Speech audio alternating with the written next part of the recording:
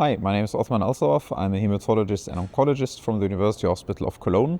And here at EHA, I was able to speak in a symposium on the potential for cure in chronic lymphocytic leukemia therapy.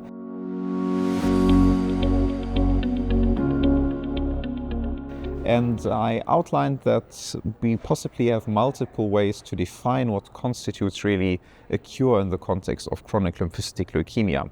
Currently, most therapies are not able to completely eradicate the disease in a literal sense, allowing patients to be really off therapy and in remission for 20 or 30 years, as you would expect for a cure. And so I think we have to distinguish this kind of true biological cure where the disease is completely eradicated, the patient does not have any residuals of the disease anymore and has a normal life expectancy and remains unaffected by the disease for the rest of their life.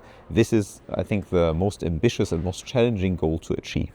The other ways of understanding cure would be maybe understanding a sort of functional cure where you administer a treatment and the patient is in remission, still has residual disease that might be growing or might not be growing, but ultimately the disease at some point will come back, but is controlled for a long time and has also maybe some periods where it doesn't need any therapy. So this, as an example, could be maybe a fixed duration treatment administered that produces a remission with residual detectable disease that after a few years of treatment-free remission comes back and leads to a progression. And then we have maybe a sort of operational cure where it means you administer, for instance, a single agent therapy controlling the disease without any eradication. In fact, this is what we mostly see with continuous BTK inhibitors where the patients stay on treatment for multiple years. In many cases, even after 4 or 5 years on therapy, have detectable lymphocytosis even.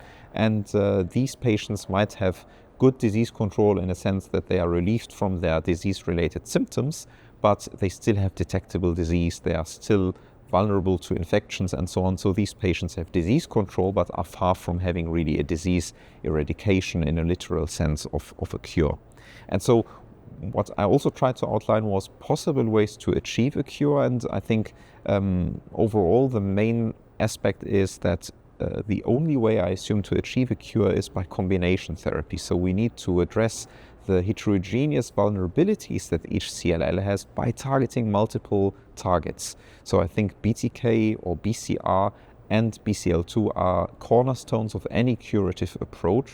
And the idea is that potentially we need to add further compounds addressing other vulnerabilities around these pathways, but also thinking about modulating the duration of therapy and the intensity of therapy in order to ultimately find ways to eradicate the disease completely and thereby produce a true biological complete cure from the disease.